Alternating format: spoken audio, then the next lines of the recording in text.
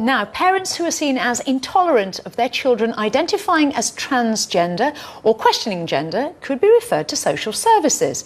Brighton and Hove City Council's Trans Inclusion Schools Toolkit says mums and dads who won't allow sons to wear skirts could be a cause for concern. The guidance is still being finalised. Some academics, however, warn schools risk sowing confusion among pupils by over-promoting transgender issues, while critics claim the time, effort and money being spent are out of proportion to the number of youngsters who actually identify as transgender.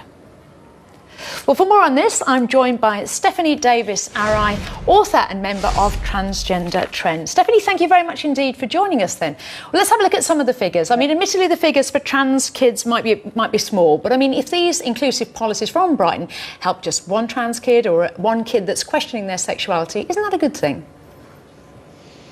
Well, a good thing. I think it's being pushed onto children by these transgender schools guidelines written by transgender organisations who believe that any girl who believes herself to be a boy actually is a boy, and any boy who thinks he's a girl actually is a girl. I think that's a really dangerous message to give to children, and it's interfering with the process of, you know, what the reality is. A child may be suffering gender dysphoria. We can't go beyond that. Where the transgender organisations are pushing a kind of identity politics policy in schools, where it's your identity that makes you a boy or a girl and not your biological sex. So it's very confusing for children, and children are being misled because, of course, you can't change sex. A boy cannot literally be a girl.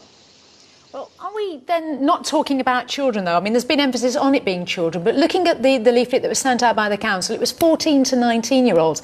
These are teenagers now. I mean, do you not think that they then know their own identity by those ages?